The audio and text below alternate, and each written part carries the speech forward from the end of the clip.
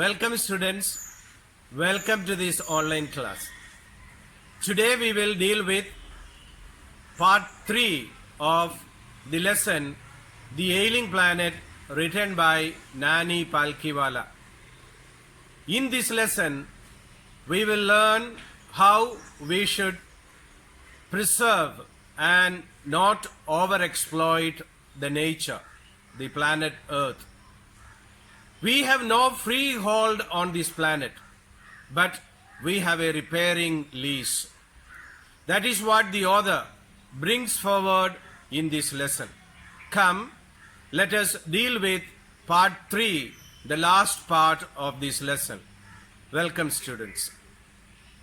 Students, before we begin part 3 of the lesson, let us very quickly see what we learned in our last class. We dealt with 4 main biological systems, namely fisheries, forests, grasslands and croplands. We also saw that these systems supply us food and raw materials for industry. Another important point that we discussed in the last class was the way tropical forests are wearing away at the rate of 40 to 50 million acres a year. So, let us now read and understand the remaining part of the lesson, The Ailing Planet. Students, let's now read and understand the lesson. A 3-year study using satellites and aerial photography conducted by the United Nations. So, you know, the United Nations conducted a study and it lasted 3 years, and satellites were used and aerial photography was also used to conduct this study to know about the environment. So, in order to know about the environment, this study was conducted. Students, I'll begin with the previous sentence. A 3-year study using satellites and aerial photography conducted by the United Nations. Now let us continue. Warns that the environment has deteriorated so badly that it is critical in many of 88 countries investigated. It's better we know the meaning of the word critical. Critical means serious or dangerous. And you all know the meaning of the word investigate. Investigate means to carefully examine. Carefully examine. So, a study conducted by the United Nations issues a warning that the condition of the environment has gone from bad to worse. In other words, it has deteriorated so badly that it is in a very serious or dangerous situation in many of the 88 countries investigated. So students, we are given the picture, and it is a gloomy picture that the shape, the condition of the environment is very bad and it is in a very critical situation. You know, we use this word critical when a patient is very serious. That means even we can expect for the worst of the things. Thus, this is a clear warning to all of us that in no way we should overexploit nature. we have seen, or rather, in our last class we studied about sustainable development, and we should lay a lot of stress on this concept. We must make use of the things in this world, but we should set aside or go for such a system that it is there for the posterity too. So students, it is our responsibility now that we find out means and ways to protect environment and to preserve it for the future. The author Nani Palkhiwala now points out one of the strongest factors distorting the future of human society. Students, let's read ahead. There can be no doubt that the growth of world population is one of the strongest factors distorting the future of human society. Distort here means to change the shape. So according to the author, Nani Palkhiwala, one of the strongest factors that change the shape of human society is the growth of world population. Students, things are different now. This article was written long ago. Let us proceed. It took mankind more than 1 million years to reach the first billion. Students, the author Nani Palkhiwala in very clear terms tells us that mankind took 1 million years to reach the first billion. Now what is a million? 1 million is 10 lakhs. 1 billion is equal to 10 lakhs. So mankind took 1 million years to reach the first billion. Billion is 10,000 lakhs. So he wants to tell us about the increase in the population. We continue. That was the world population around the year 1800. So around the year 1800, the world population was 1 billion. By the year 1900, a second billion was added, and the 20th century has added another 3.7 billion. Students, now here the author gives us the increase in the world population.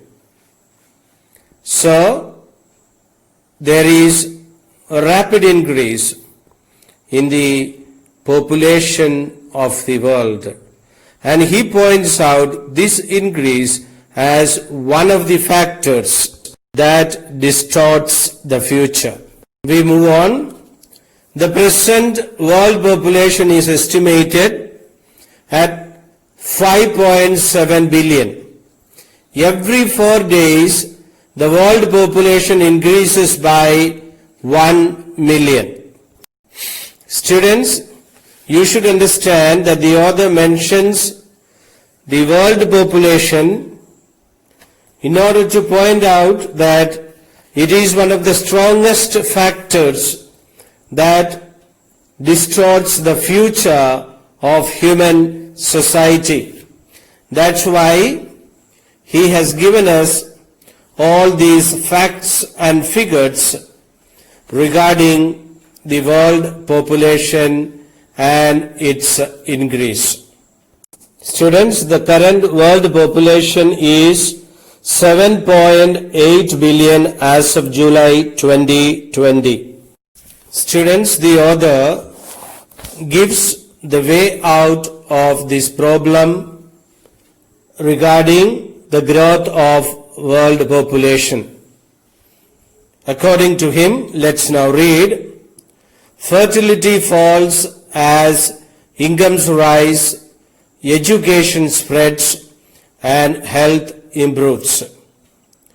So the author tells us that the best way to prevent the growth of world population is the rise in the income of people. So as incomes rise, then the spread of education. We must spread education. More and more people should be educated, people in the sense the children should be sent to schools, and that will pave the way for the spread of education. Thus, according to the author, there will be a fall in fertility when incomes rise, education spreads, and health improves. When all these three things happen, we will have development. So, these three factors actually contribute to the development of a place and development of humanity. I hope it is understood to you. And these are pointed out by the author, Nani Palkhiwala, in order to bring down the growth of world population. Okay? We read, thus development is the best contraceptive, but development itself may not be possible if the present increase in numbers continues. Students, we have already seen that according to the author, the growth of the world population is one of the strongest factors that changes the shape of future of human society. So he comes out with the idea that the best way to control the same is development. And he goes ahead and says, development itself may not be possible if the present increase in numbers continues. Thus, mankind has to make a choice. We continue. The rich get richer and the poor beget children, which condemns them to remain poor. Students, the meaning of the word beget is to produce. Beget means to produce. Condemns, which condemns? Condemns means forced to accept a difficult or unpleasant situation. Forced to accept or force to accept a difficult or unpleasant situation. Here the author points out the gap between the rich and the poor.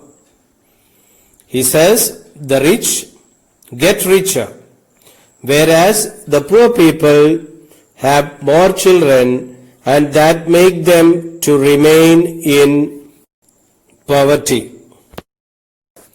Students, let's read now. More children does not mean more workers, merely more people without work. See, author tells us here, there was an idea that was held among people that if they have more children, they will have more workers, because basically Indians were farmers and they needed help or they needed workers to work on their farms. Therefore, they considered that in order to have more workers, it's better to have more children. But the author is of the idea here that more children do not mean more workers, but according to him, more children means more people without work. Okay? Students, you must understand one thing, that this article was written way back in the year 1994. And then one of the main concern was the increase in the world population. And it was a time when measures were being taken to control the increase in the world population. But one thing you should understand, things have changed and now the outlook is totally different. Okay? So you may find that some of the things which are told or discussed in this chapter may be in some case irrelevant, but it's a part of learning. Let's move on. The population of India is estimated to be 920 million today, more than the entire populations of Africa and South America put together. So this is the figure of 1994. The author says that the population of India is estimated to be 920 million today, more than the entire populations of Africa and South America. The Indian population in 2020 is estimated to be 1.38 billion, that is 138 crores. Is 17.7% of the total world population. Let's move on.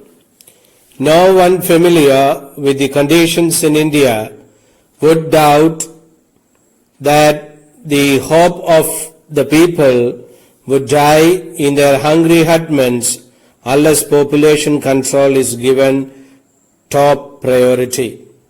So the author again stresses on the point that priority means topmost priority must be given to population control in India. And he is of the opinion to bring about progress and development in India, we must control the growth of population in India. Else, he is of the opinion that will bring about a bleak future for India. We read, for the first time in human history, we see a transcending concern, the survival not just of the people, but of the planet. What does this mean? We see a surpassing concern. People are worried not only about their own survival, but that of the planet as well. Students, in other words, earlier people were concerned only about their survival. So man was not bothered about anything else. He was bothered about only his survival. But now the people are also concerned about the survival of the planet. And it's a welcome sign. So we see a transcending concern. Transcending means a surpassing concern. And people have started thinking differently. Earlier, people were concerned only about their survival. How will they survive on planet Earth? Now, there is a big change, or there is a concern among the people that they should also consider the survival of the planet, because people have understood that they have no survival without the survival of planet Earth.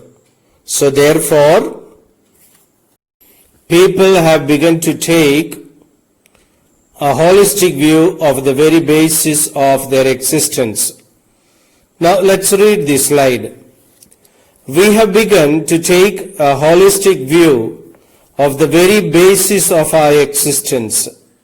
The environmental problem does not necessarily signal our demise. Okay? We already discussed the meaning of the word holistic. Holistic means, please note this down, holistic means considering a whole thing to be more than a collection of parts. Considering a whole thing to be more than a collection of parts. Okay, did you note it down? The students, people are now worried not only about their own survival, but that of the planet as well. And people are begun to take an overall view of the very basis of life. This is very important. Let's read once again. We have begun to take a holistic view. Holistic, I told, is an overall view of the very basis of our existence. The environmental problem does not necessarily signal our demise. Demise means our end. Okay? Man has understood, or people have understood, that they have no survival without the survival of the planet on which they live. I think it is understood to you. The students, we just learned that the environmental problems does not necessarily signal our demise, means our end. It is a passport for the future. The emerging New World Vision has ushered in an era of responsibility. Okay? The emerging New World Vision has ushered in the era of responsibility. So passport here means a thing that makes it possible. So this has made it possible. The environmental problem has made it possible. Usher in means to begin new. To begin new. Students, what do you understand by the emerging New World Vision? The New World Vision is a holistic view. It is also an ecological view. It considers the world as an integrated whole, a global village, rather than a separated or isolated collection of parts. The emerging New World Vision has introduced an era of responsibility, that we should be responsible citizens of this world, and we have a great role to play. Okay, so this is a new vision that has ushered in. Students, the emerging New World Vision has ushered in the era of responsibility. Let's read ahead. It's a holistic view, an ecological view, seeing the world as an integrated whole rather than disassociated collection of parts. So, we had seen it in the first part of this lesson, that we have to see the world as an integrated whole, the planet an integrated whole. And to go back to that particular point, this is from the first part of the lesson. We have shifted from the mechanistic view to a holistic and ecological view of the world. Thus, students, it is a shift in human perceptions which was considered revolutionary. Now, there is a growing worldwide consciousness that the earth itself is a living organism, an enormous being, that means a huge being, of which we are parts. So the same idea is repeated by the author once again. He means to say that we should see the world as an integrated whole rather than a disassociated collection of parts. So treat the world not as a collection of parts, but as holistic, right? We move on. Industry has a most crucial role to play in this new era of responsibility. Students, we all know that there are so many sources that cause environmental pollution. But it's a well-known fact that industries are a main source of causing environmental pollution. So there will be a great change in the preservation of environment if industrialists become conscious of their responsibilities and become environment friendly. So that is responsibility of every industrialist, which means industry has a great role to play in this new era of responsibility. Ways and means must be adopted to reduce the pollution of the environment. Students, and this was made very clear during the period of lockdown due to COVID-19. You might have seen videos or photographs that very clearly pointed to the fact that environment pollution was reduced to a great extent due to the lockdown of industries as people were forced to remain indoors. It is time that people who are in power and people who are involved in these activities come out with plans and new ideas to reduce the pollution of the environment. And that's what the author tells us here, that industry has a very important role to play in this era of responsibility. So, we hope that after the lockdown, there may come some restrictions with regard to the protection of the environment. We move on. What a transformation would be effected if more businessmen shared the view of the chairman of DuPont, Mr. Edgar S. Woolard, who, students, DuPont is what we call one of the world's largest producers of chemicals and science-based products. Okay? One of the world's largest producers of chemicals and science-based products.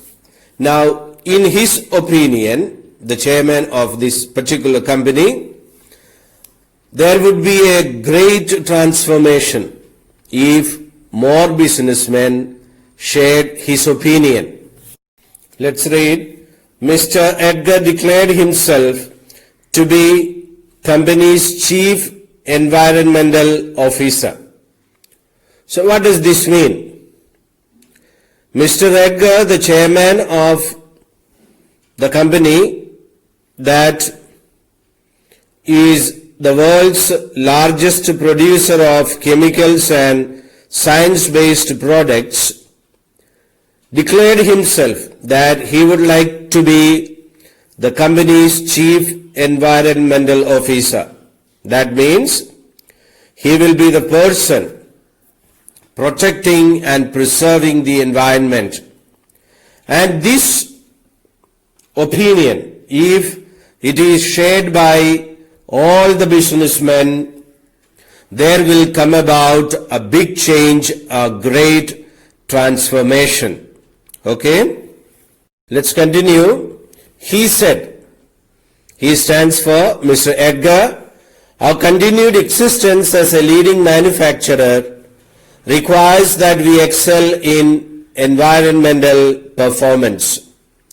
Now, students, that is what every person or every businessman involved in producing or in production of things must aim at.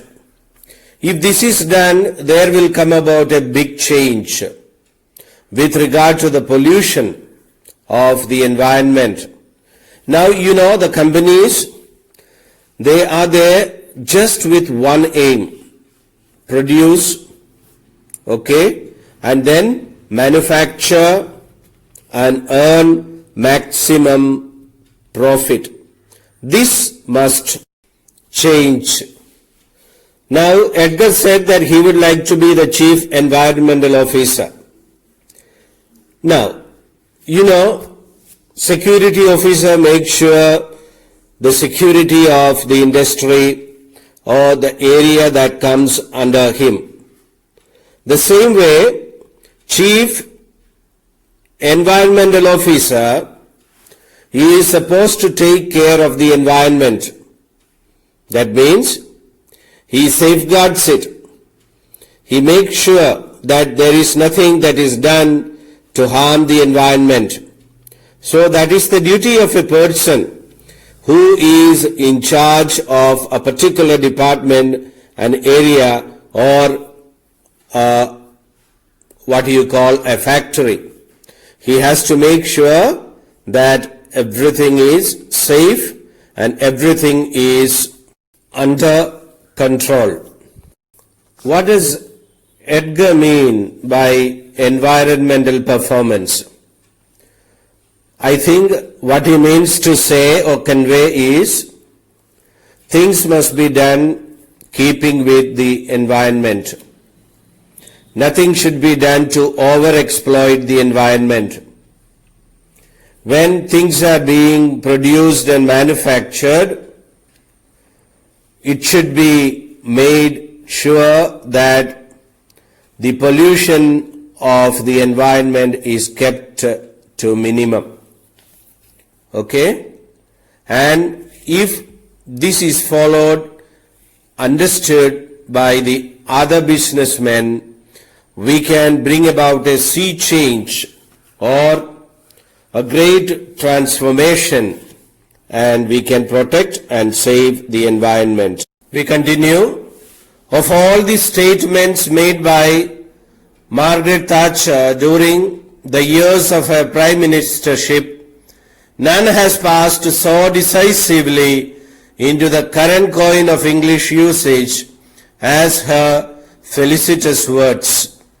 Now, students, Margaret Thatcher.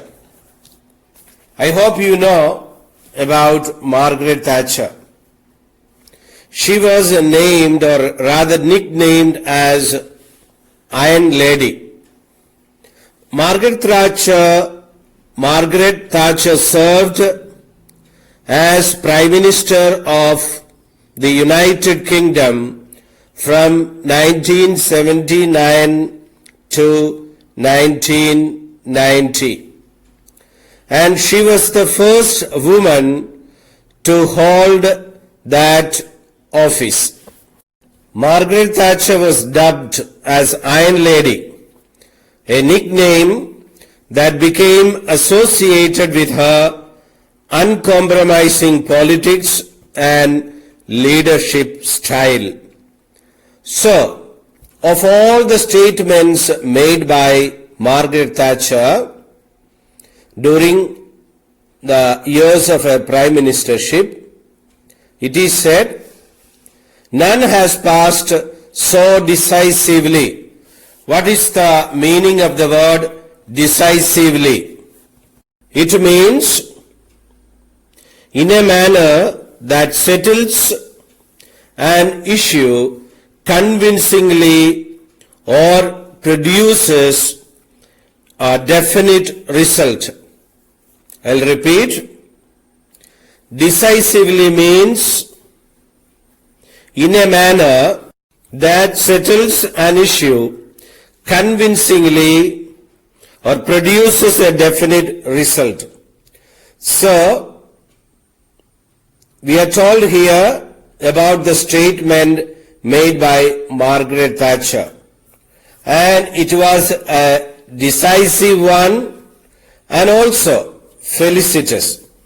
Felicitous means well chosen or chosen well or apt.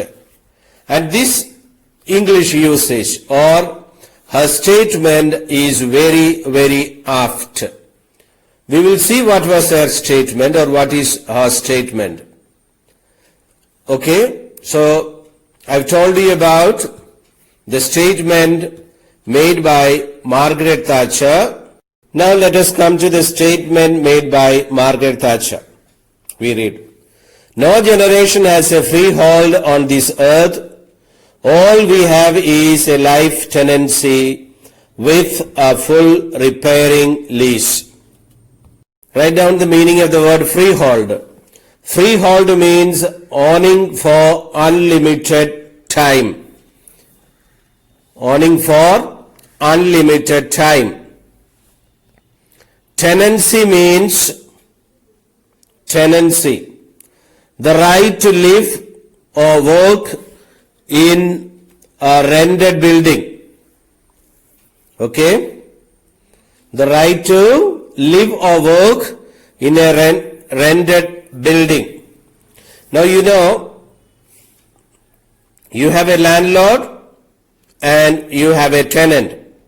Who is a landlord? The landlord is the owner of the house where you live for a rent. And tenant is the person who pays the rent and lives in an accommodation, here for an example. And it is said here that we have no freehold on this earth, whereas we have only a life tenancy with a full repairing lease.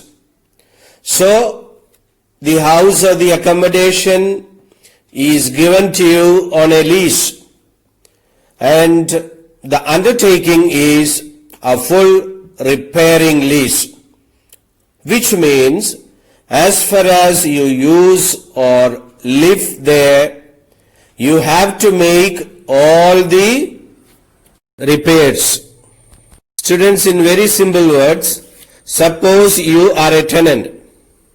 You are expected to pay the rent, maybe in installments or it may be paid on a monthly basis. And also, there could be an agreement reached between you and your landlord that you will undertake all the repairs of the house where you live. For example, something goes wrong with the water tap, and you don't wait for the landlord to come and repair it. Whereas as per the terms and conditions, you will call a plumber and get it repaired. Otherwise you will lose the water, right? So this is what is told to us here. Students, as the statement made by Margaret Thatcher is important, let me make it clear to you once again. No generation has a freehold. I told you the meaning of the word or the words freehold, that is ownership for unlimited time, whereas we have only a life tenancy, and we must make sure that we don't exploit, we don't spoil things as far as we are the tenants. We are supposed to carry out all the repairs for the damages we make.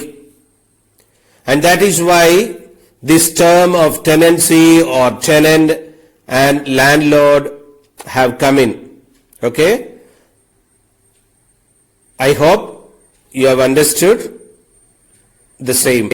Students, let us end this lesson with the words of Lester Brown. We read, "In the words of Lester Brown, we have not inherited this earth from our forefathers, we have borrowed it from our children." Students, this statement by Lester Brown lays stress on preservation of environment and holding it in trust for the coming generations. I hope these words are clear to you. We have not inherited the earth from our forefathers. It's not something that is handed down to us. Whereas we have borrowed the earth from our children, the future generation. Students, I think the author has quoted the words of Mrs. Margaret Thatcher and Mr. Lester Brown in order to bring home the point that there is a need to protect environment. And I am 100% sure, I am certain, that if you have understood these two statements made by Mrs. Margaret Thatcher and Mr. Lester Brown, you understand the purpose of this lesson. The purpose of this lesson is that we should adopt ways and means to protect the environment, because the author points out that the earth's vital signs reveal a patient in declining health. So, we must realize our ethical obligations and play the role as responsible trustees of the legacy to future generations. Students, I hope you have understood what I taught you today. Please do read the lesson well and try to note down all the important words and the meanings in your notebook. So this lesson tells us that we must go all out to protect and preserve environment. Else we will have to pay for our wrongdoings. Okay? Thank you. Dear students, I hope you have really understood this lesson. The author wants us, each one of us, to protect and preserve nature and not to overexploit the environment. Students, all of us have a role to play in this regard, and that is the purpose of this lesson. Let us make an endeavor to preserve and protect nature and create an awareness among people on the importance of this concept. Thank you. Keep safe.